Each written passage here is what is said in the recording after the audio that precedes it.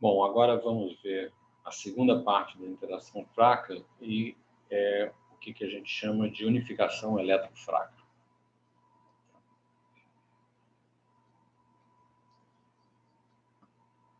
Então, parte 2 das interações fracas da nova versão.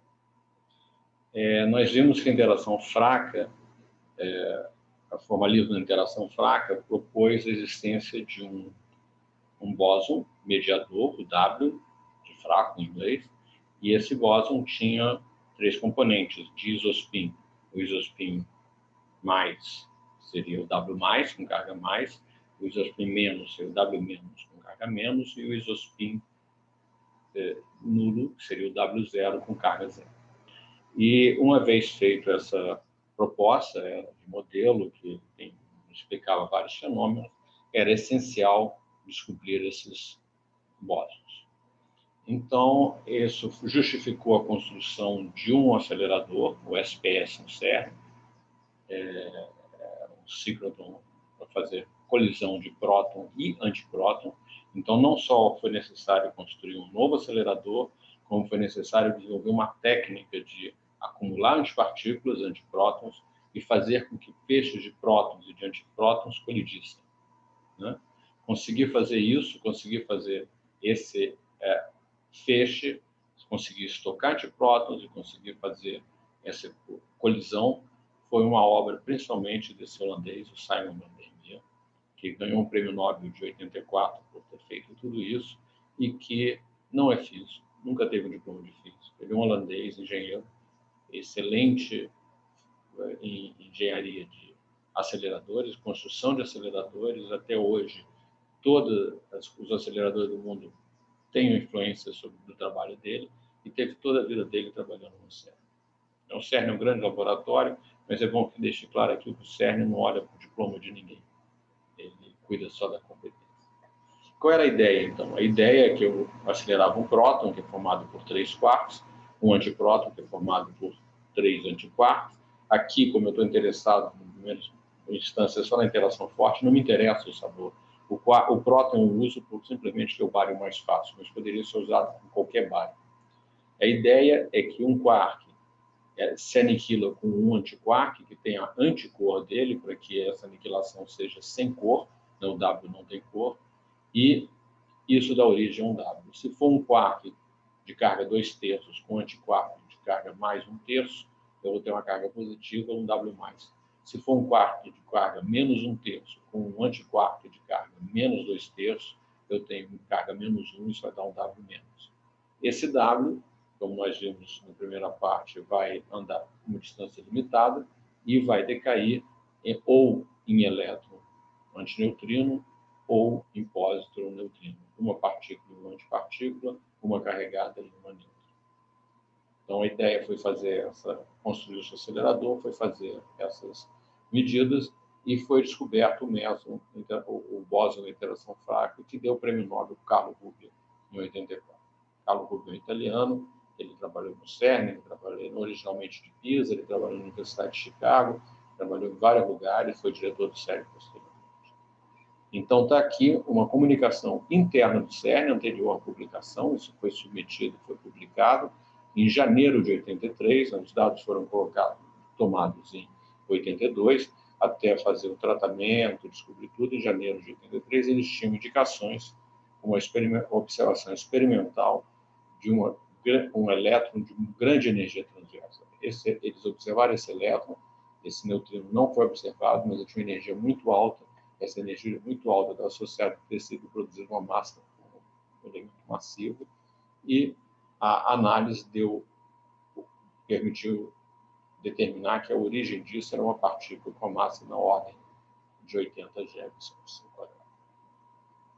Então, essa foi a descoberta do W+, e o W0, e a partícula neutra. Bem, em junho de 83, foi publicado a partícula neutra. No mesmo tipo de colisão, só que agora eu tenho um quarto de energia de carga, por exemplo, 2/3, colidindo se aniquilando com um quarto de carga menos 2/3, dando uma partícula neutra, que é o Z0, ou menos 1/3 com mais 1/3. Essa partícula neutra dá origem a duas partículas carregadas. É mais fácil observar, mas a massa é mais alta, por isso foi visto só depois. E observou-se que essa partícula tem uma massa, aí inicialmente ele pensava da ordem de 95, hoje em dia nós sabemos que é 92, bem mais próximo de 92. Então, isso aqui em junho foi a comunicação do lepton neutro, do fóton neutro, do bóson neutro. Então, foram descobertos os bósons Z0, W+, e W-, mas a previsão que mostrei para vocês do mediador de interação fraca era um tripleto W-, W0 e W+. E essa simetria, S2, é para ser uma simetria exata. Então, essas três partículas têm que ter a mesma carga, já que elas são o mesmo estado, só a componente 3 do isospin variando. E observou-se que o W mais e menos, os dois com a mesma massa em torno de 80, e o Z0 com a massa em torno de 92. Isso coloca um problema que é preciso resolver. Para resolver esse problema, vamos lembrar um pouco da interação eletromagnética. Vou chamar agora o bóson da interação eletromagnética de B0. Tá? É uma nova notação, vocês já vão entender por quê. Mas o bóson da interação eletromagnética é um singleto de isospin. Ele tem isospin 0. Ora, se ele tem componente 3 do isospin 0 e o W0 também tem componente do isospin 3 do isospin 0, a mecânica quântica diz que esses dois objetos vão se misturar. Eu não vou conseguir, em qualquer medida que é cega para o isospin, mas que mede só a componente 3 do isospin, isso tem a ver com a carga elétrica, por exemplo, eu não sei distinguir um do outro. Então, no espaço desses bósons com isospin 3 igual a 0, o que eu vou ver na realidade é uma mistura. E eu vou observar numa base que pode ser uma base tirada, uma base mais adequada para nós, uma base mais afim com a hamiltoniana total, e não com uma simples, a interação fraca, que é só um dos componentes da hamiltoniana. Então, eu tendo esse B0, que é o bóson da interação eletromagnética, e tendo o W0, que é o bóson da interação fraca, eu posso ter uma mistura, que é simplesmente uma rotação, e aqui eu tenho um ângulo θW.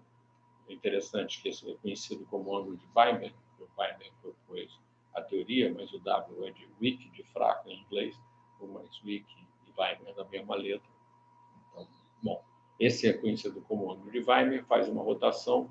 Então, a partir desses dois bósons, que seriam os bósons puros da interação eletromagnética e a interação fraca, nós produzimos o gama e o Z0, que são aqueles bósons que nós observamos no laboratório e que nós chamamos, tá, de fóton, esse aqui o fóton e esse aqui o Z0, a interação eletromagnética e interação fraca. Esse seno do ângulo foi medido, ele tem a ver com a relação entre as massas do Z e do W, e ele é desse jeito, e o valor do ângulo exatamente de quanto a minha matriz girou. Ou seja, o meu gama é preferencialmente um B e o meu Z0 é preferencialmente um W0. Esse ângulo é metade de 45. Na 45 seria uma mistura igual para os dois. Então, o que nós temos no modelo padrão? Nós temos os quarks, né, que tem 6 sabores, organizados em dubletos.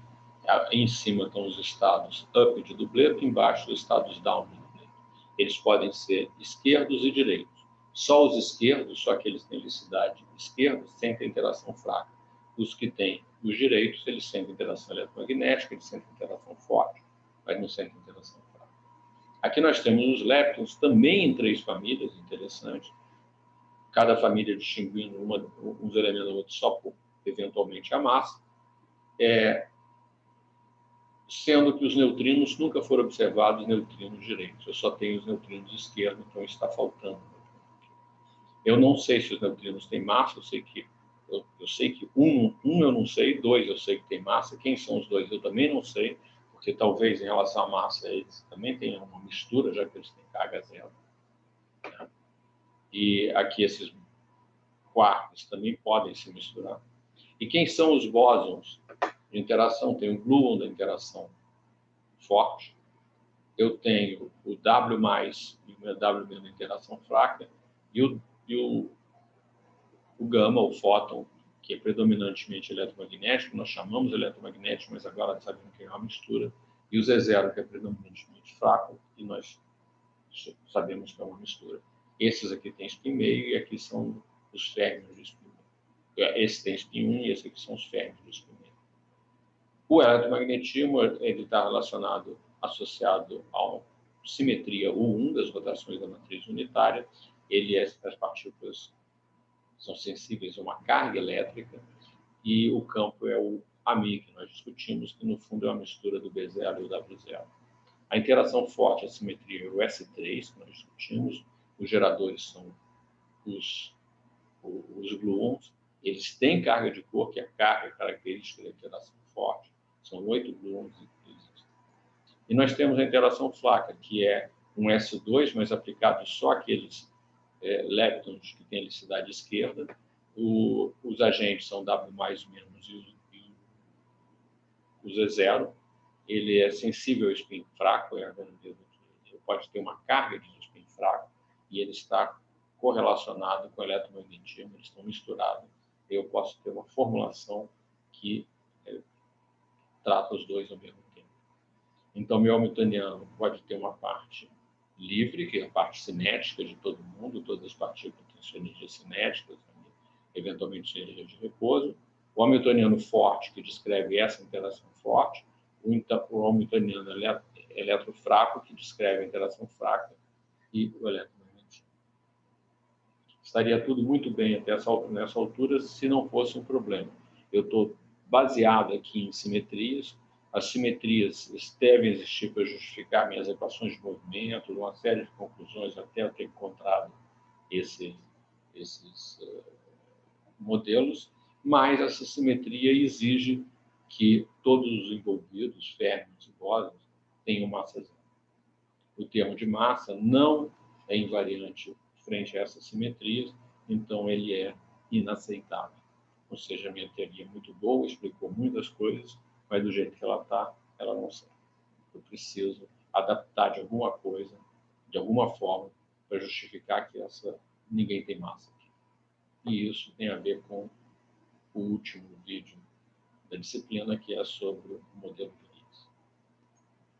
Bom, era isso que eu queria falar nesse segundo vídeo para vocês, e tchau.